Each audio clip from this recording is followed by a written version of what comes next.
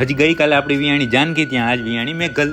જય માતાજી મિત્રો. અત્યારે વાગ્યા હતા રાતના 11 ને હું હર્ષદ હતા આપણી ગૌશાળાએ, કારણ કે આપણી મેઘલ ટૂંક સમયમાં વિયાવાની હતી અને મેઘલને વિયાવામાં તકલીફ પડે તો આપણે ફૂલ તૈયારી સાથે જ બેઠા હતા. પણ બસ થોડી વાર રાહ જોઈ, ત્યાં તો મેઘલ આરામથી વિયાઈ ગઈ અને પછી પડી સવારને. હવે જોઈએ આપણે મેઘલને ને એના વાસડાને. તો જુઓ, આ છે આપણી ગૌશાળાના નવા સભ્ય અને મેઘલનો વાસડો કે જે આપણી સામે ઉભો હતો અને પાછળની બાજુ મેઘલ ઉભી હતી. પછી જોઈએ આપણે જાનકીની વાસડી કે જાનકીનું બધું જ દૂધ પીને આરામથી બેઠી હતી. મેઘલને વાસડા ઉપર હેત ઘણું હતું, પણ વાસડો દૂર ભાગતો હતો એટલે મેં વાસડાને કર્યો મેઘલની પાસે અને પછી મેં કર્યું ગૌશાળાનું બધું જ કામ. ઓકે, ત્યાં તો આપણે ગરમી ચડી ગઈ અને આ બંને ઢીંગલા તો ફર્સ્ટ ક્લાસ દૂધ પીને આરામથી એના પિંજરાની અંદર સુઈ ગયા હતા. પછી થયું બપોરને ફરી આપણે આવી ગયા હતા આપણી ગૌશાળાએ. ગાયોના વાડાનો દરવાજો ખોલ્યા ભેગે તો મેઘલ ગાય ઘા બહાર આવતી હતી, કારણ કે હેત બોરું હતું. પછી ચેક કરી મેં પાંડેને, તો પાંડે તો અત્યારે બરાબર હતી. બધી ગાયોને બરાબર ચેક કરીને હું વાડાની બહાર આવી ગયો, કારણ કે અત્યારે મારે નીણ કરવાની હતી બધાને. તો બસ થોડી વારની અંદર બધાને નિર્ણય બરાબર થઈ ગઈ ને મને ગરમી બરાબર થઈ ગઈ. આ બધા આપણા વાસુડા કેમ પણ ખાવાની સ્ટાઇલ ઘટી નહીં ને કાંઈ. અને ધીમે ધીમે પંચકલી પણ હવે ખાતા શીખી ગઈ છે. બપોરના આપણી ગૌશાળાએ બધું કામ ઓકે કરી ગયો તો ઘરે જમીને ફરી આવી ગયો તો પાંડેને ચેક કરવા. તો પાંડેભાઈ તો આરામથી બેઠા હતા, પણ કાંઈક એને તકલીફ હતી. થોડું છે ટાઢું સુર ઉપડ્યું હોય એવું લાગતું હતું. ત્યાં પાંડે ઊભી થઈ ગઈ. પાંડેને તમે પાવર તો ચેક કરો, વેતરાવ ગાય છે ને એટલે તાત્કાલિક વરાક વારી આવે. તો ભલે મિત્રો પાંડે ક્યારે વિયાણી શું લઈ આવી કાલના વ્લોગમાં ખબર પડશે. આજનો વ્લોગ પૂરો લાઈક, કોમેન્ટ, શેર કરવાનું ભૂલતા નહીં.